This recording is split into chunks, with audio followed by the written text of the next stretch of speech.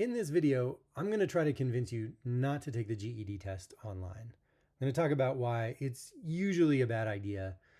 And if you have the choice you should make is to go to a testing center and do it there. The GED online test isn't that old. It's only been around since 2020. And the reason it's been around since 2020 is because COVID shut everything down, including most GED testing sites. So the GED, in order to continue, so people could test and GED could continue to make money, said, okay, fine, you can do it online at your house if you really, really want to. Well, fast forward to today, it's now like an integrated permanent part of the GED experience. You go to the GED website, you look at about the test, and it will break down exactly what to expect and how to sign up for the test online. You can see right there, look at that happy young woman in her own bedroom about to take the test. She's like, man, she's going to kill it. She's just so happy. It's just... All right, so I'm going to talk about some pros and cons. There are some pros for sure about taking it online. Let's get through those first. Okay, you take it in your own house. Yes, you will be exposed to fewer germs from other people. If you're immunocompromised, that could be a real thing. Maybe, I don't know, the future, maybe COVID comes back, shuts everything down again. There's more scheduling flexibility. That's also a real thing, that if you need to take the test in the middle of the night, you can do it if you do it online. But if you want to cancel, it's actually a little more, they give you more flexibility with canceling too. You can cancel basically right up to the moment of the test if you do it online. Whereas if you're at a testing center, you have to give them 24 hours notice. So those are two things. Maybe, I don't know, your license was revoked. You can't drive to a testing center. There's no public transportation. You just don't want to use gas. I'm struggling here to come up with more pros than that, but there are some legitimate ones for sure. Cons. Okay, that's what this video is really about. There are specific computer requirements, which you might have already met. The requirements are that you need to have a recently updated Mac or Windows machine, no Chromebooks for you, no Linux. You need a working webcam and a microphone and a fast internet connection. If you're good to go, great. But if you don't have that, then you just can't take it. So that's annoying. Or you have to spend a whole bunch of money to get a nice computer. Speaking of money, the test itself is more expensive. There are 2 states where it's the same. I think Connecticut and South Dakota. But every other state, it's either $6 more or like as much as $30 more.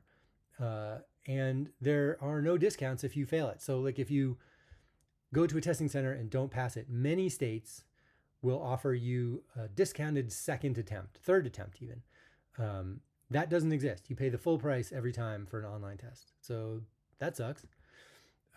When you take the test online at your house, there are things you can't have, like a whiteboard or scratch paper to do math calculations, which is really, really hard. You have to do them all on this like online whiteboard, which, no offense to technology, but it's not the same. It's not easier. And there's no physical calculator. There's an on-screen calculator, but if you go to a testing center, they'll let you use the specific GED calculator that you're expecting. There are extra requirements. They won't even let you take the test before you take a ready test, the practice test, and score a passing score.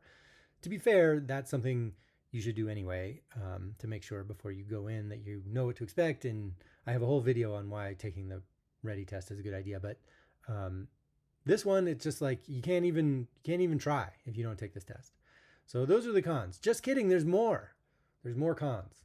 You have fewer chances. If you fail at a testing center, you can take it 3 times, and then they make you wait 60 days before the 4th attempt. Online, it's only 2. I mean, I'm saying fewer chances, like over many, many years, it's a ton of chances. Yes, that's true. But that's just another stinky thing about the online test, is that you can only do it twice before they take it away from you, make you wait. And then there are like just a bajillion rules that you have to worry about. If you show up at a testing center, you just show up, bring your ID, take the test and go home. If it's at your house, you need a closed room. You need to be silent, like if there's other people in your house making noise or like a barky dog. Nope. You need to be on screen at all times. If you like, we'll talk about this in a minute, but like if you just, reach over to do something, that screws it up. You got to like be aware of all these like extra regulations. And really what you should be doing is focusing on the test itself. Finally, in order for this to work, the test is proctored. They watch you through the webcam and they listen to you through the microphone. And they might be doing it with artificial intelligence. There's definitely people involved, but there also might be a layer of AI watching you. And like, okay, I get it. It's the future. That's like part of life now. But like, man, it's kind of creepy. All right, let me tell you some, sit back as I regale you with these tales of true things that happened to students of mine who tried to take the online test.